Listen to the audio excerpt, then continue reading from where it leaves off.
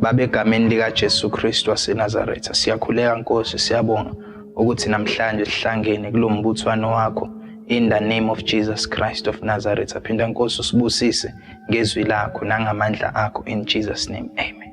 Ngiyanibingelela abazalwane egameni lika Jesu Kristu waseNazaretha okhuluma nani namhlanje usikhulu wakamgenge. Engizothanda nje ukuthi sikubuke namhlanje ukuyibonakalisa kaNkulunkulu empilweni kaSamuel, nokuthi futhi uNkulunkulu uzoyibonakalisa kanjani ezimpilweni zethu.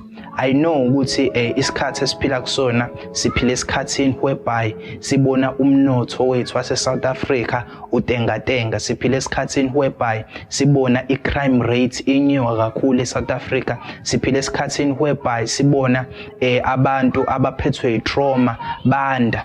But now into engizothanda ukuthi siyibuke uNkulunkulu eyibonakalisa empilweni kaSamuel, mase siyaveza ukuthi nasempilweni zethu uzoyibonakalisa kanjani. Amen. Bengizothanda nje ukuthi sibuke kwincwadi ka1 Samuel, encwadini ka1 Samuel chapter 3. Sisihloko uJehova uyazibonakalisa kuSamuel.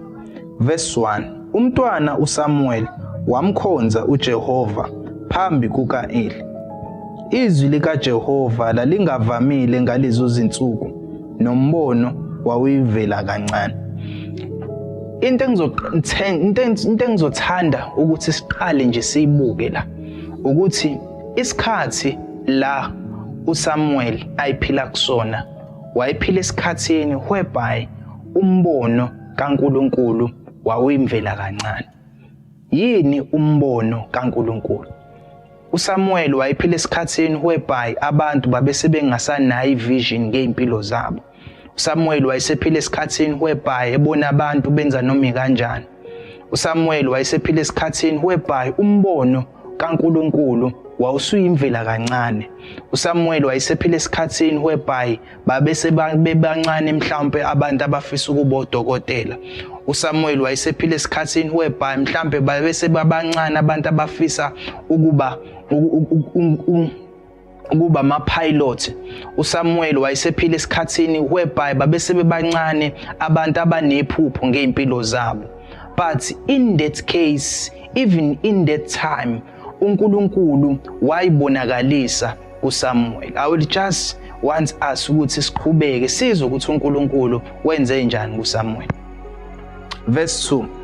Kwathi ngaleso sikhathi uEli elele endaweni yakhe, amehlo akhe ayeqale ukufiphala waze wangaba nakho ukubona. Verse 3. Isibane sikaNkulunkulu sasingakagcini uSamuel elele ethempelini likaJehova lapho kwakukhona umphongolo kaNkulunkulu.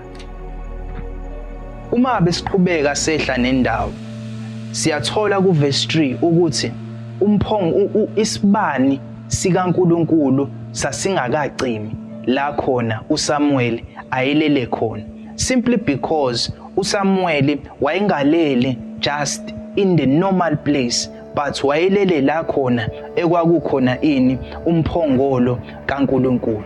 Kwakwenzakalani la khona uSamuel ayelele khona? Lithi iBhayibheli uma besifunda from the books of Moses kwi-Exodus siya ngaphambili, siyathola ukuthi uNkulunkulu uMoses wakhela uNkulunkulu indlu, and uMoses lendlu ayakhela uNkulunkulu yayihlukaniseka u2. Kwakhona indlu engcwele bese kuba khona engcwele. Abanye bangasho ukuthi kwakhona itende engcwele bese kuba khona itende engcwele or itabernacle engcwele netabernacle engcwele. Kwakwenzakala ningi ezuhlukaniseka kwakho. Kulelo kuqala liyasitshela iBhayibheli ukuthi kwakuhlangana abapristi benza inkonzo, but kuleli sibili siyathola ukuthi kwangena umpristi omkhulu, or ila futhi nala uMoses owakwazi ukungena khona, wayebuya akwazi ukungena khona ukucommunicate noNkulunkulu. Kwakwenzakala ningi lapho kwakukhona ini umphongolo kaNkulunkulu. But when we read from the book of Samuel, siyathola ukuthi noSamuel wayelele kephi la khona kwakukhona ini umphongolo kaNkulunkulu.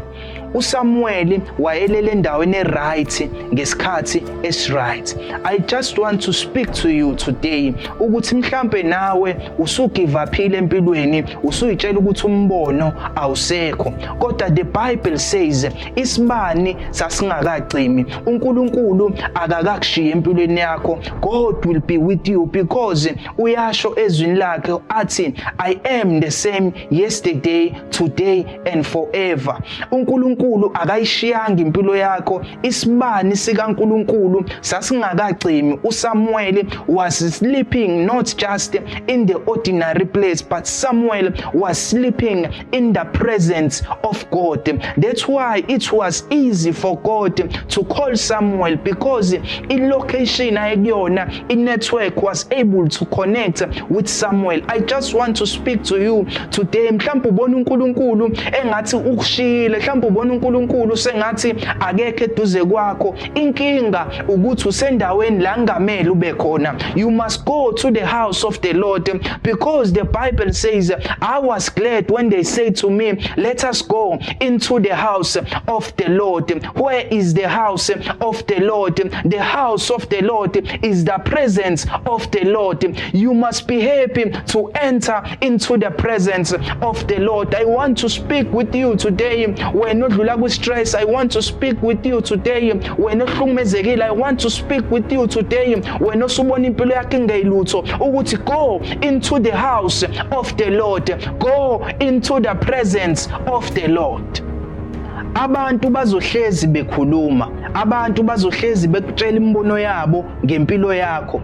Akumele uvumele abantu ukuthi bakutshele ukuthi wena unjani. Wena you must create your own self. How can you create your own self? Is by speaking words amahle phezu kwempilo yakho. Mhlawumbe abantu sebekutshelile ukuthi ngeke uphumelele, mhlawumbe abantu sebekutshelile ukuthi wena uyilutho, mhlawumbe abantu sebekuqalile njengamanzi ophuthu, mhlawumbe abantu sebeshila ukuthi kini kuyohlezi kunje, mhlawumbe abantu sebeshila ukuthi wena uyohlezi ukulesi simo okusona. But God today is saying to us, we must go into the house of the Lord.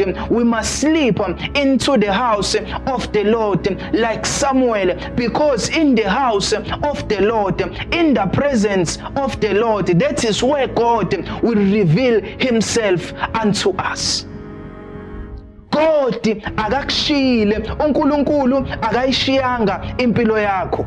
Isibani sika Jehova asikakacimi. Mhlawumbe omunye wenza ibhizinisi, mhlawumbe omunye emsebenzini ubone engathi promotion angeke ayithole. I want to say to you today, mhlawumbe unebhizinisi owayiqala, akusho ukuthi leyo bhizinisi isicimile. Isibani sebhizinisi yakho sisakhona, but in the presence of the Lord.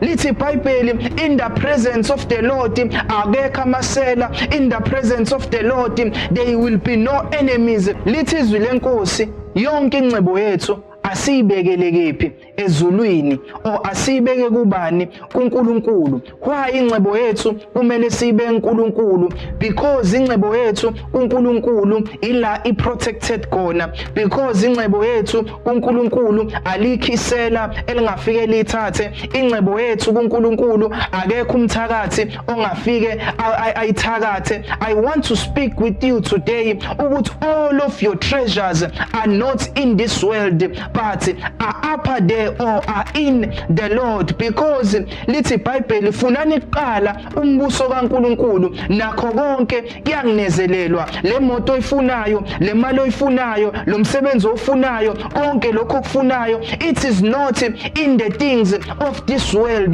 but it is in the kingdom of the Lord, in the presence of the Lord, or in the house of the Lord. Because in the presence of the Lord Jesus Christ, or the Lord our God, is present in his house.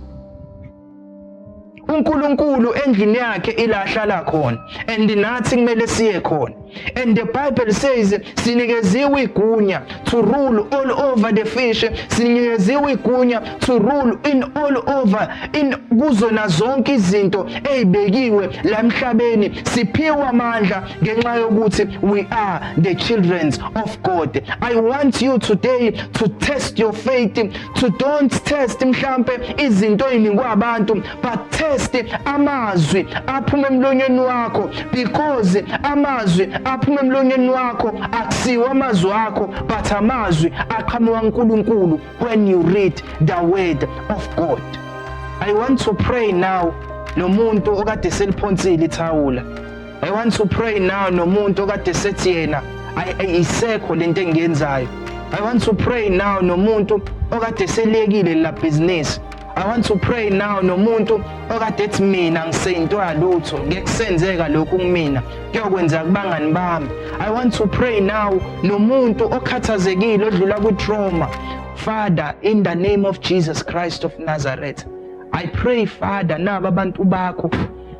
I pray Father ukuthi ubakhulule. Ushilo Nkosi ezwini lakho wathi iqiniso liyakungikhulula. I pray Father in the name of Jesus. I speak the name of Jesus kukona konke abamelene nakho ngegama lika Jesu Kristu waseNazaretha. I speak the name of Jesus kuzona zonke lezi zimo ababambene nazo ngegama lika Jesu Kristu. I speak deliverance kukona konke ukugula.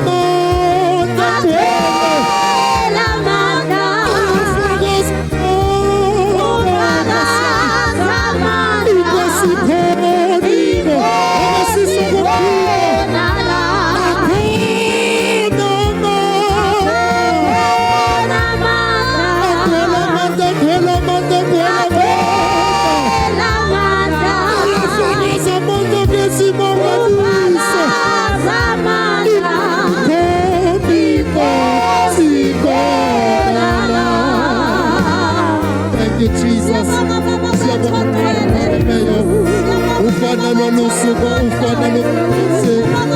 Age konche mawe wena wetwa. Osipayo amatama. Kuno sugo. Siapa makulu oto elo kuti asinawe. Asefulegi sikunuga sugo. Baba weto pake beba kulu siapa kamisa. Baba weto kwale tamo mose. Wipe siapa kamisa siapa welisa. Weka malina Jesu Kristo. Tukolo elumu famele. We thank the Lord, we thank you Jesus. Age konche mawe. You are worthy of the praise, you are worthy of the glory. Have your way, Lord. In the name of Jesus. Thank you, Lord.